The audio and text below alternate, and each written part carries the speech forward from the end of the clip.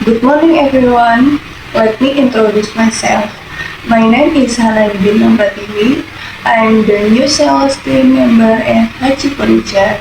Today, I am pleased to present the February weekly sales target and explain how the recent urgent delivery requests have affected our overall performance.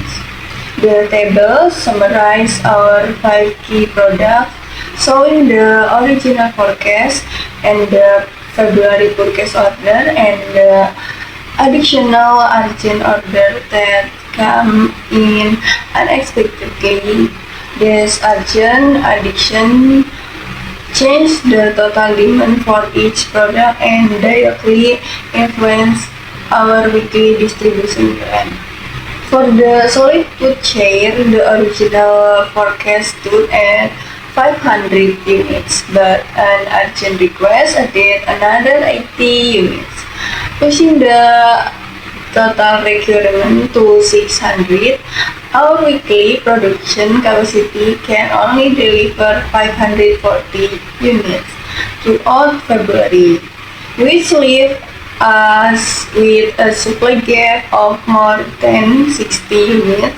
This gap appears because the finishing process for wooden products cannot simply be speed up on command. Even the request comes with the usual urgent label attached. A similar occurred with the vintage bookshelf. The total order rose to 300 units after an additional 40 urgent units were added. Fortunately, this product remains within manageable limits, and although there is a supply gap of over 43 units, our current capacity is still sufficient. This is largely because the bookshelf has a stable product flow and does not strain our materials or processing time as heavily as other items.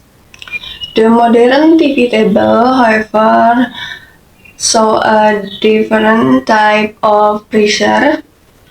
After receiving an extra 50 urgent units, the total order increased to 360 units. Our weekly output for February reached only around 310 units, resulting in a supply gap of more than 38. Unlike the first two products, the bottleneck here is the material supply. Urgent order disrupt the planned material allocation and the imbalance for adjustment that cannot happen instantly. The round coffee table also experienced strain within a sudden addition of 45 units. Its total order climbed to 270 units, while February's weekly production only reached 223.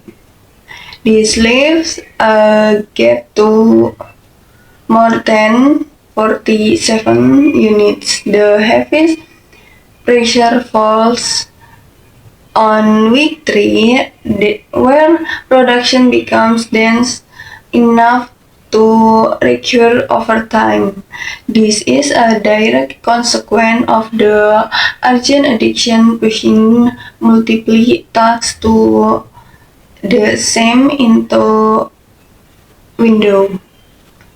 The two-door wardrobe face similar constraints. After a 55 units urgent addition, the total order increased to 350 units. February's output stands at 304 units, which creates a supply gap of more than 46 units.